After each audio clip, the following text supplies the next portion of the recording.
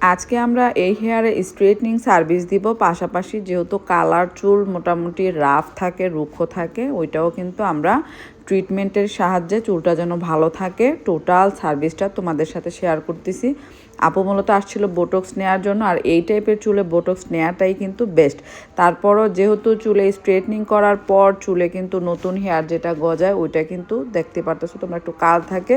আর বোটক্সের যেহেতু এই কালটা কিন্তু স্ট্রেট হয় না, সেহেতু কিন্তু অনেকেই বোটক্স ভুল বোঝো তোমরা যে বোটক্সে নাকি স্ট্রেট হয় চুল, এটা একদমই ভুল ধারণা। তোমরা স্ট্রেটনিং সার্ভিস চাইলে অবশ্যই তোমাদের স্ট্রেটনিং পার্মানেন্ট ট্রিটমেন্টগুলো নিতে হবে।